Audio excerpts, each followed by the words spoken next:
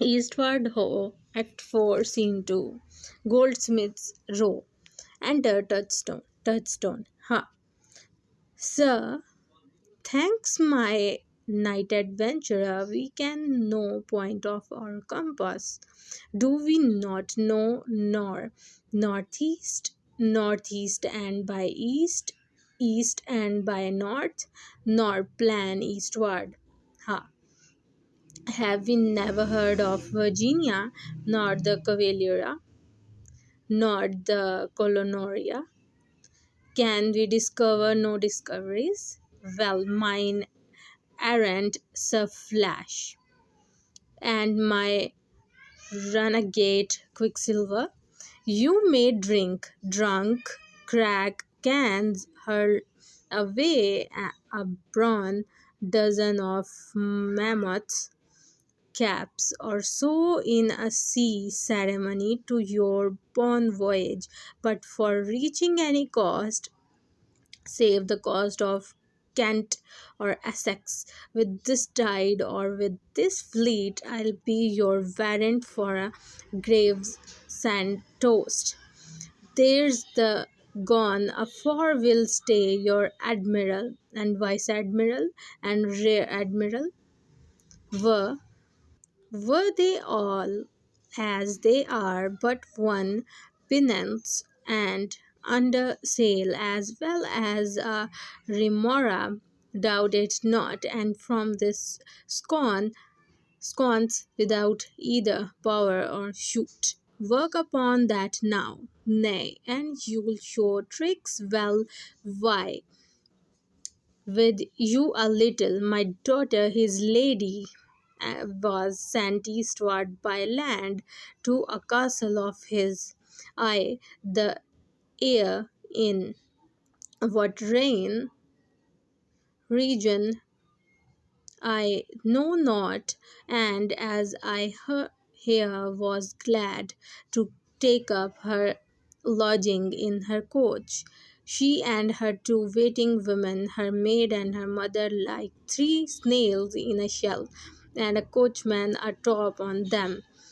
I think, since they have all found the way back again by Weeping Cross, but I'll not see them and for two on them, madam and her malkin, they are like to bite. Oh, the bridle of for William, as the poor horses have done all this while that hurried them, or else go graze o'er the common.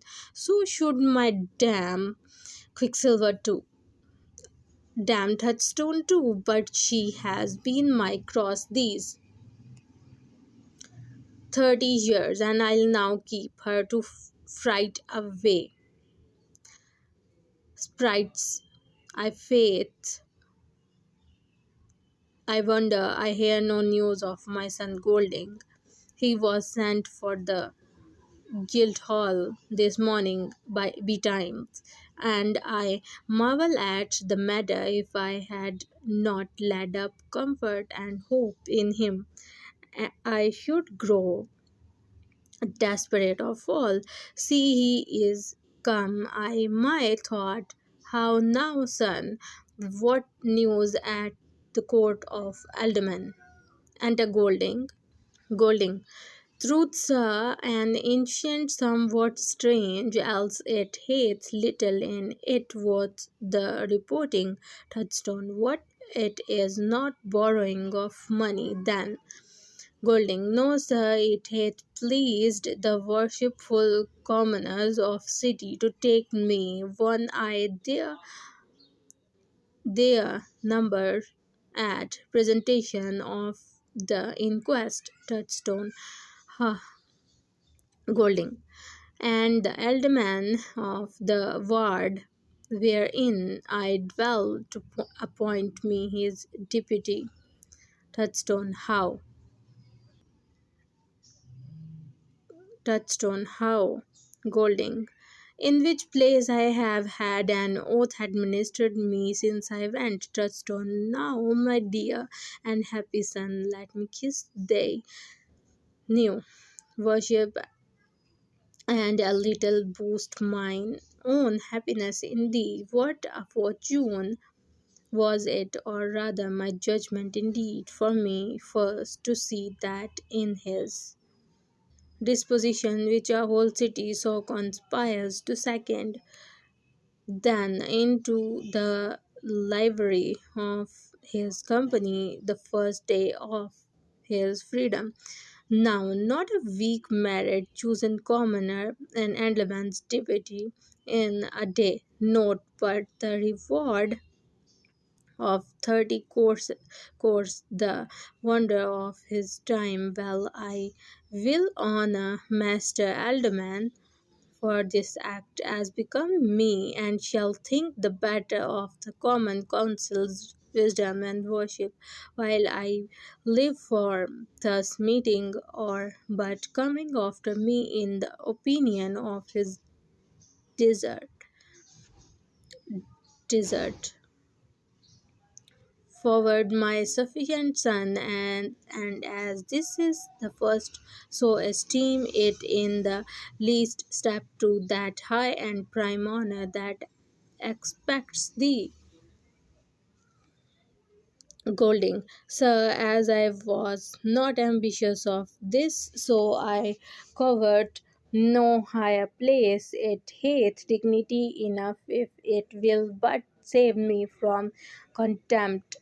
And I had rather my bearing in this or any of other office should add words to it, than the place give the least opinion to me. Touchstone. Excellently spoken. This modest answer of thine blushes, and as if it said it will wear scarlet shortly. Worshipful son, I cannot contain myself. I must tell thee, I hope to see thee one the mm, monuments of our city, and reckoned among her wo- worthies to the remembered the same day with the Lady Ramsay and Grave Gresham, when the famous fable of Whittington and his pus shall be forgotten, and though and they act become the pauses of hospitals, when their name shall be written upon conduits, and their deeds play their lifetime by the best companies of actors, and call their get penny. This I divine, this I prophesy. Golding, sir, engage not your expectation further than my abilities will answer. I that know mine own strengths fear them, and there is no seldom a lose in promising the least that commonly it brings with it welcome deceit. I have other news for you, sir. Touchstone, name more welcome, I am sure. Golding, they have their degree of welcome. I dare affirm the colonel and all his company this morning, putting forth drunk from Billingsgate, had like to have been cast away o' this side Greenwich. And as I have intelligence by false brother are come dropping to town like so many masterless men, I their doublets, and whose without hat or cloak or any other touchstone, a miracle. The justice of heaven, where are they? Let's go presently and lay for them. Golding, I have done that already, sir, both by constables and other officers, who shall take them at their old anchor, and with less tumult or suspicion than if I yourself were seen in, and under color of a great press that is now abroad, and they shall here be brought up for me. Touchstone, prudent and politic son, disgrace them all that ever thou can their ship I have already arrested how to my wish it falls out that though haste the place of a justure upon them. I am partly glad of the injury done to me, that though may punish it, be serve I they place like a place like a new officer or the first quarter. Unreflected, you hear how Our Lady is come back with her train from the invisible castle, scolding. No, where is she? Touchstone within, but I have not been her yet, nor her mother. How now begins to wish her daughter, undoubted, undubbed, they say, and they that she had walked a foot pace with her sister. Here they come, stand back. Enter Mistress Touchstone, Gertrude, Mildred, and Cinderella. God save your good ladyship. Your ladyship is welcome from the enchanted castle. So are your beauteous re- return. Return. I hear your knight errant is travelled on strange adventures. Surely, in my mind, your ladyship hath faced fair and caught a frog, as saying is, Mr. Touchstone. Speak to your father, madam, and kneel down. Gertrude, kneel. I hope I am not brought so low yet. Thought my knight be run away, and has sold my land. I am a lady still. Touchstone, your ladyship says true, madam, and it is fitter and a greater decorum that I should courtesy to you that are knight's wife and a lady, than you be brought your knees to me, who am a poor cullion and your father. Gertrude, law, my father knows his duty. Mr. Touchstone, O child, Touchstone, and therefore I do desire your ladyship, my good lady Flash, in all humility to depart my obscure cottage and return in quest of your bright and most transparent castle, however presently concealed to mortal eyes.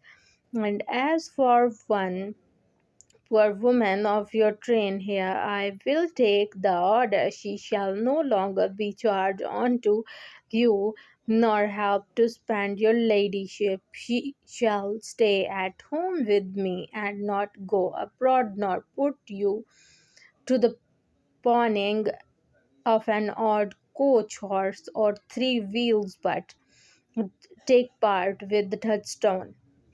If we lack, we will not complain to your ladyship. And so, good madam, with your damosel here, please you to let us see your straight backs in equipage, for truly here is no roast for such chickens as you are, or birds, or your feather, if it like your ladyship. Gertrude, marry first, oh your kindness, I thought as much. Come away, sin we shall as soon get a fart from a dead man as a farting of courtesy here. Mildred, oh good sister. Gertrude, sisters, reverence, come away, I say. Hunger drops out at his nose. Gertrude, oh madam, fair words never hurt the tongue. Gertrude, Golding, oh madam, fair words never hurt the tongue. Gertrude, how say you by that? You come out with your gold ends now. Mrs. Touchstone, stay, lady daughter, good husband. Touchstone, wife, no man loves his fetters be that be they made of gold. I list not have my head fastened under my child's cradle as she has proved, so let her drink, O God's name. She went witless to wedding, now she may go wisely a begging its but honeymoon. Yet with her ladyship she has coach horses, apparel, jewels yet left. She need care for no friends, nor take knowledge of father, mother, brother, sister, or anybody. When those are pawned or spent, perhaps we shall return into the list of her acquaintance. Gertrude, I scorn it, I faith come sin. Mrs. Touchstone, oh madam, why do you provoke your father thus? Touchstone, nay, nay, even let pride go, a for shame will follow. After I warrant you, come, why don't thou weep now? Thou art not the first good cow hast had an ill calf trust. Enter constable. What's the news with that fellow? Golding. Sir, the knight and your man Quicksilver are without. Will you have them brought in? Touchstone. Oh, by any means. Exit constable. And son, here's a cheer, appear terrible unto them. On the first interview, let them behold the melancholy of magistrate and taste the fury of citizen in office. Golding. Why, sir, I can do nothing to them except you charge them with somewhat. Touchstone. I will charge them and recharge them rather than authority should want foil to set it off. Golding. No, good sir, I will not. Touchstone. Son, it is your place by any means. Gertrude, believe it. I will not, sir. Enter patronal Quicksilver constable officers. Patronal, how misfortune pursues us still in our misery. Quicksilver, would it had been my fortune to have been trussed up at Wapping rather than ever have come here. Patronal, or mine to have famished in the island. Quicksilver, must Golding sit upon us? Constable, you might carry an under your griddle two master deputies worship. Golding, what are those, master constable? Constable, and please your worship, a couple of masterless men I pressed for the Low Countries. Golding, why do you not carry them to Bridewell according to your order? They may be shipped away. Constable, ain't please your worship, one of them says he is a knight, and we thought good to show him to your worship for our discharge. Golding, which is he? Constable, this is Golding, and what's the other? Constable, a knight's fellow, sir, ain't please you? Golding, what?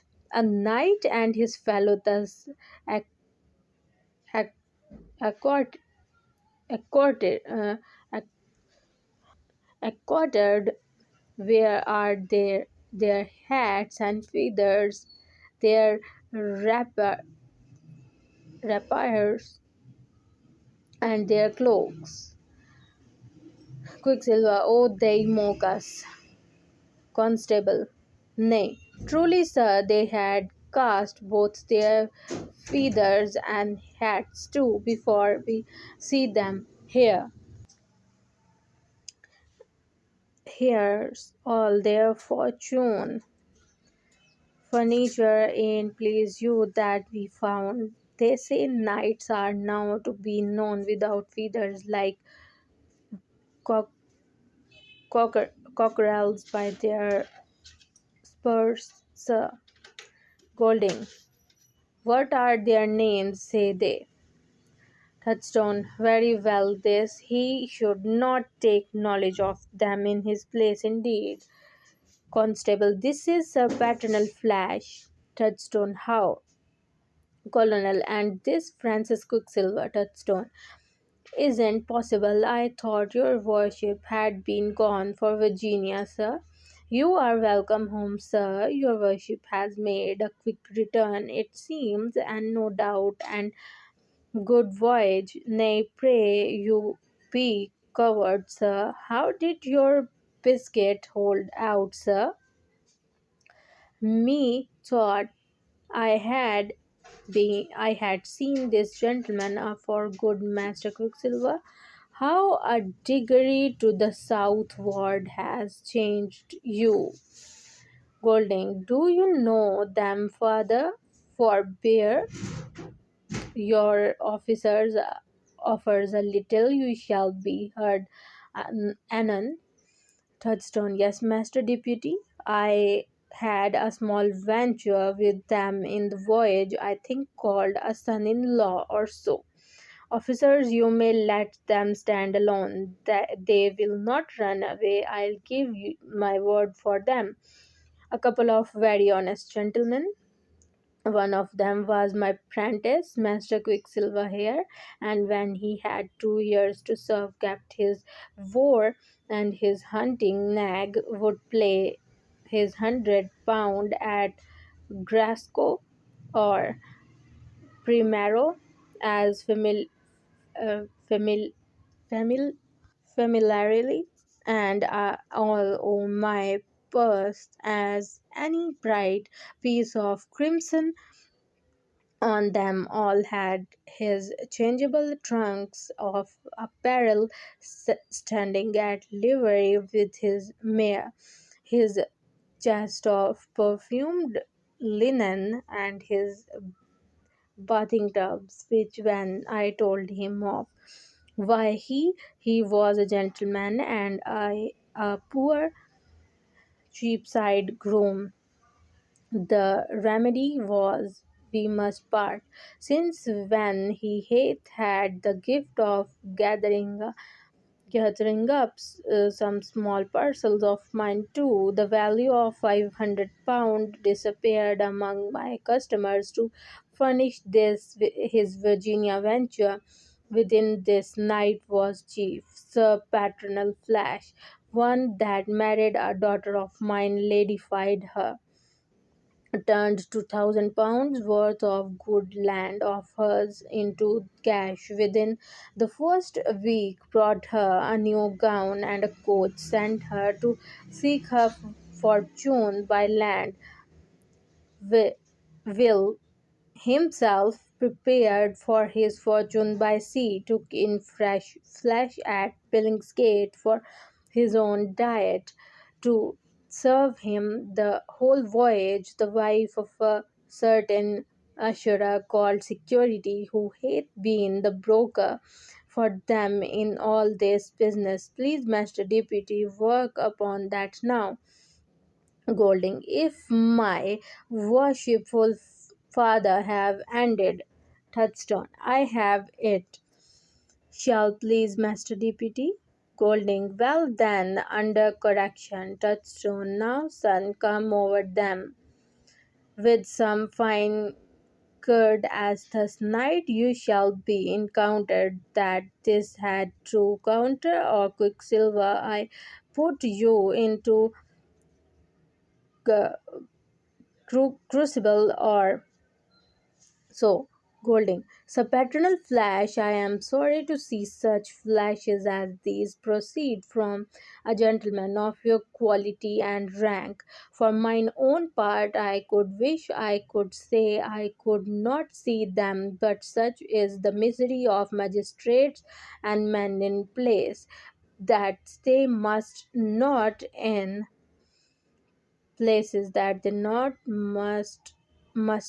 wink at offenders. Take him aside, I will hear you anon, sir. Touchstone. I like this well, yet there's some grace the night left, he cries. Golding. Francis Quicksilver would God thou had turned quack slavers rather than run into these dissolute and lord courses. It is great piety, thou art and proper young man of an honest and clean face, somewhat near a good one. God hath done his part in thee.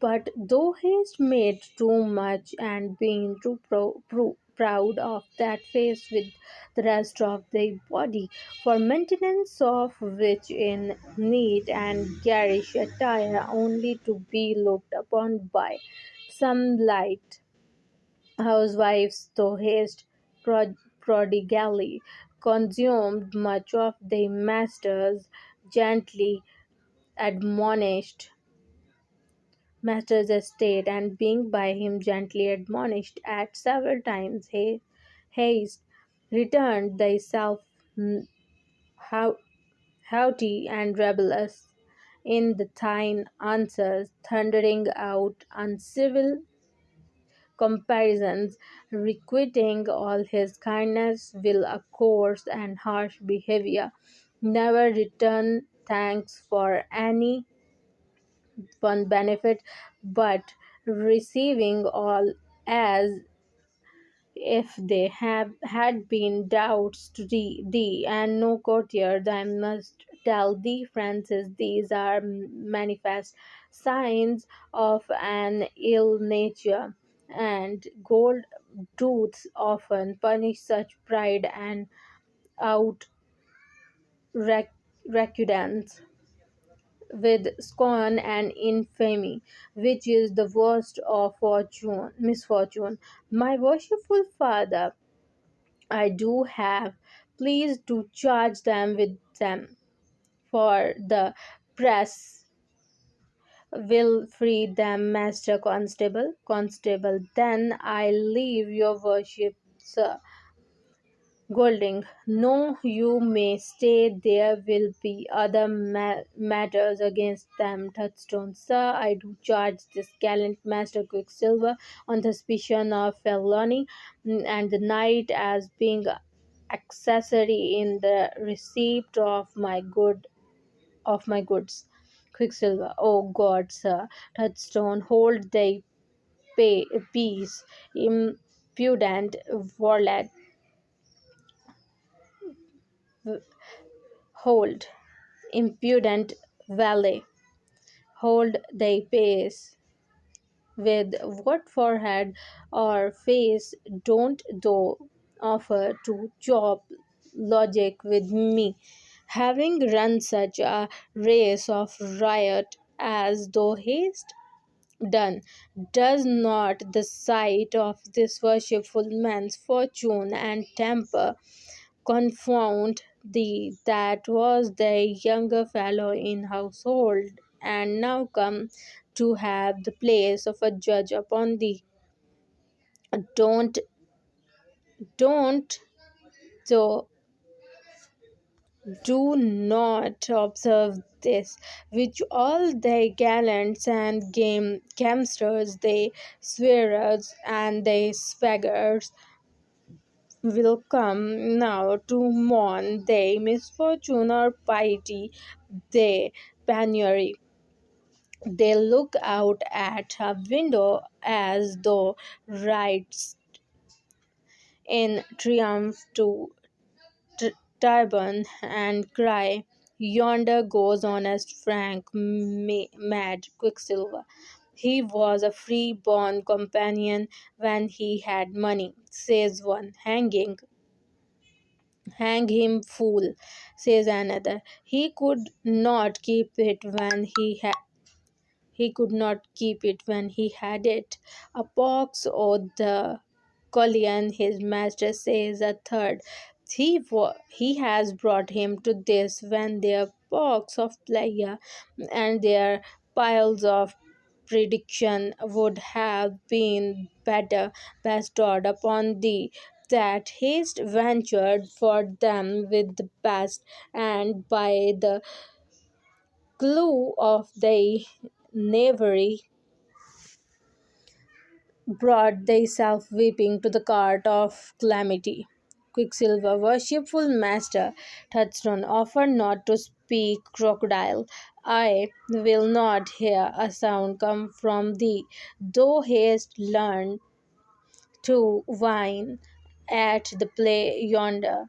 You, Master Deputy, pray you commit them both to safe custody till I be able further to charge them. Quicksilver, oh me, what an unfortunate thing am I. Paternal, will you not take security, sir? Touchstone, yes, Mary will. I, sir, flash if I can find him and charge him as deep as the best on you. He has been the plotter of all this. He is your engineer. I hear, Master Deputy, you'll dispose of these. In the meantime, I'll to my Lord Mayor and get his warrant to seize that serpent security into my hands and seal up both house and goods to the king's use or my satisfaction. Holding officers, take them to the counter. Quicksilver and paternal, O God, Touchstone, nay, on. You see, the issue of your sloth cometh come.